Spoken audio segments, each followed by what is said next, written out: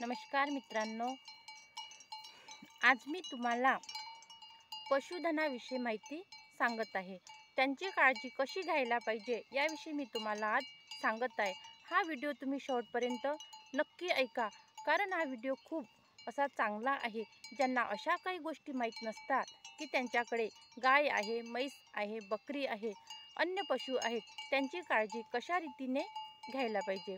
आपण काय करतो, आपल्या घरी रात्रीचं जे जेवण उरते, खरकट उरते, भात भाजी पोळी तेलकट पदार्थ उरते, ते आपण इकडे तिकडे न फेकता किंवा इकडे तिकडे फेकू पण नाही, कारण ते अन्न आहे, ते आपली भूक भागवते। हे ज्या गाई म्हशी असतात, गाई ढोरं असतात, ते रस्त्याने फिरत असतात किंवा चरायला जातात, त्यांना त्या प्लास्टिकच्या पिशवीमधून ते अन्न वेगळं करून खाता येत नाही। मग ते ढोरं काय करतात, गाई वासरं काय करतात, तसेच खाऊन घेतात। अन्नाची तर पचनक्रिया होते, पण ज्या प्लास्टिकच्या पिशव्या असते त्या पोटामध्ये तशाच राहून जाते।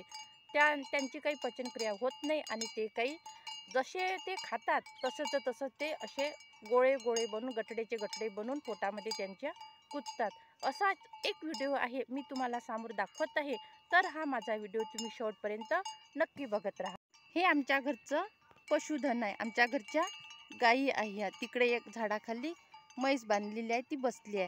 हे बघा, तुरीचं कुटार खातात आणि सोल्याचं कुटार खातात। सोल्याचं म्हणजे चण्याचं। यांच्यासाठी एवढा मोठा ही ताडपत्री झाकून आहे, ही त्रिपाल, एवढा मोठा साठा भरून ठेवलेला आहे यांच्यासाठी कुटाराचा। आम्ही आमच्या ढोरांची अशी काळजी घेतो, जनावरांची, की त्यांच्या नजरेसमोर किंवा त्यांच्या तोंडासमोर प्लास्टिकसुद्धा जाऊ देत नाही, कारण प्लास्टिक खाल्ल्यामुळे त्यांची तब्येत बिघडतात आणि ते दूध कमी देतात।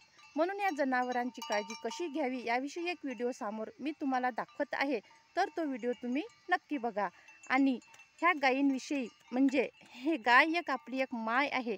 ज्या मुलांची आई लहानपणी मरून जाते, त्या मुलाला या गायीच्या दुधानेच मोठं केलं जाते, आपली जन्म देणारी माय। आणि हे दुसरी आपली गाय, ही एक मावशीप्रमाणे आपलं पोट भागविण्याचं काम करीत असते। आपली मावशी जशी आपलं लहानपणी संगोपन करते, मावशीसुद्धा एक दुसरी आईच असते। तशाप्रमाणे लहान लेकराची माय जेव्हा निघून जाते ना, कधी कधी होते असं, तर या गाईच्या दुधावरच ते लेकरू मोठं होत असते। तर ही गाय जशी आपल्याला जीवनदान देते, दुधापासून आपण मोठं होतो, तशाच पद्धतीने या गायीची सुद्धा काळजी घ्यायला पाहिजे। तर तुम्हाला जो व्हिडिओ मी समोर दाखवत आहे, तो व्हिडिओ तुम्ही नक्की।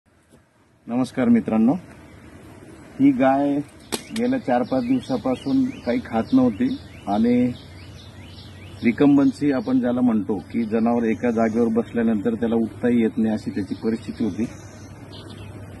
तिला डायरियाचा पण प्रॉब्लेम होता मोठ्या प्रमाणामध्ये।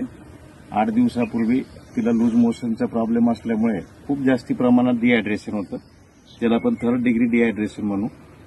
मग आम्ही तिला जेव्हा अटेंड केलं, त्यामुळे जी लक्षणं होते त्याच्यावरून रिहायड्रेशन करण्यासाठी तिला जवळजवळ रोज 4 ते 5 लिटर IV फ्लुइड्स आम्ही देत गेलो। 3 दिवस ती जनावर खूप चांगली राहिली ती गाय, मात्र 4थ्या दिवशी रात्री ती मेलेल्या अवस्थेमध्ये वाड्यामध्ये मिळाली। तर आज आम्हाला जी शंका होती की तिच्या पोटामध्ये प्लास्टिकच्या पिशव्या असाव्यात खूप मोठ्या प्रमाणामध्ये, असं आम्हाला शंका असल्यामुळे, कारण की ही गाय गावात चरणारी गाय होती आणि ती गोशाळेत त्या ओनरने दिलेली होती दान म्हणून। मग आम्ही आज तिचं PM केलं असता, तिचे पोटाचा जो मेन कप्पा असतो, रुमेन, त्याच्यामध्ये हे बघा, हा जो ढीग दिसतोय हा पूर्णपणे प्लास्टिकच्या पन्न्यांचा आहे। याच्यामध्ये या अशा प्रकारे प्लास्टिकच्या पन्न्या ह्या एकमेकामध्ये गुफल्या गेलेल्या आहेत कंप्लीट। आणि हे अंदाजे जवळजवळ साधारणपणे 25 ते 30 किलोच्या आसपास प्लास्टिकच्या या पिशव्या एकत्रितपणे गुफलेल्या आहेत। आपण बघू शकतात की एकमेकापासून वेगळं देखील होत नाही, असं हे अवजड असं मटेरियल आहे। पोटाचा जवळजवळ 90 ते 95% भाग या प्लास्टिकमुळे व्यापला गेला असल्यामुळे जनावर चारा काय ते 10% जागा जी पोटाची रिकामी आहे त्याच्यामध्ये तो थोडाफार काही दिवस जगला असेल, थोडे दिवस, परंतु शेवटी या पन्न्यांनी गायीचा दुर्दैवी अंत घेतला। माझी सर्व नागरिकांना विनंती आहे की आपल्या घरातलं जे बासी अन्न असतं ते अन्न आपण प्लास्टिकच्या पिशवीमध्ये टाकून बाहेर टाकून देतो, कचऱ्याच्या पेटीमध्ये किंवा कुठल्या तरी ओपन स्पेसमध्ये.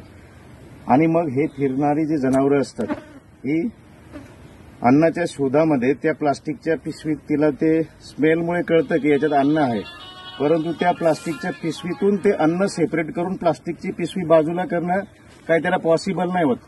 त्याच्यामुळे बऱ्यापैकी पिशवी सकट तशा प्रकारचं उष्ट अन्न जनावर खात राहते.